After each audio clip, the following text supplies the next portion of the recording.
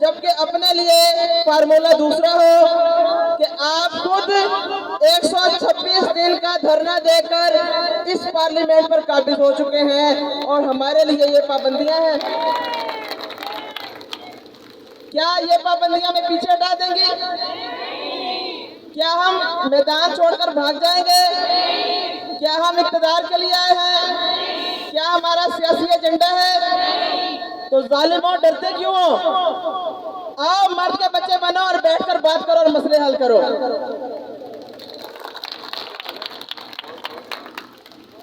हम ख़वातीन हैं, बेशक हम मजलूम हैं, बेशक हम मजबूर हैं, बेशक हम परेशान हाल हैं, लेकिन कमज़ोर नहीं है, चूड़ियाँ पहननी छोड़ दी हैं।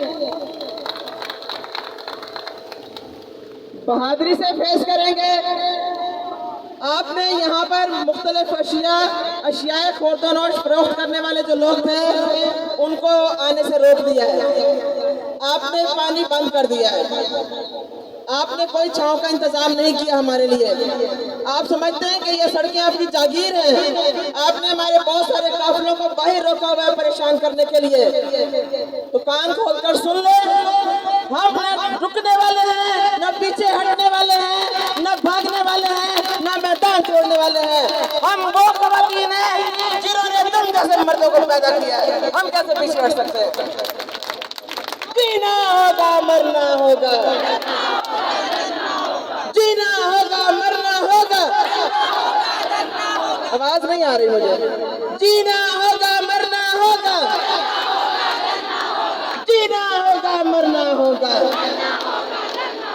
अब न किसी से डरना होगा, अब न किसी से डरना होगा। खान साहब, आपने अपोजिशन को तो इजाजत दे दी है एहतजाज करने की और जलसे जुलूस करने की। तो ये है वो एक पाकिस्तान जिसका आपने ख्वाब दिखाया था, या ये दो पाकिस्तान आप बनाने के दर पे हैं? ये है वो तब्दीली जिसका आपने नारा लगाकर वोट लिए थे हमसे?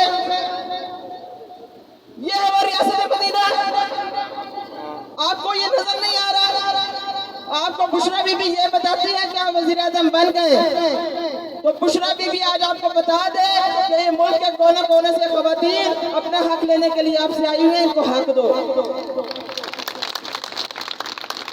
क्योंकि आपके इर्द गिर्द जो चापलूसी लोग, जो खुशामदी टोला, ऐसे लोग जो हर हुकूमत में सिर्फ इक़्तिदार के मजे लूटने के लिए मसनद इक़्तिदार पे बैठते रहे हैं, आपके इर्द गिर्द भी वही लोग हैं।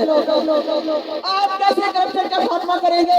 हमने जब करप्शन से बेनकाब करने की कोशिश की, कुछ आपके अफसरों को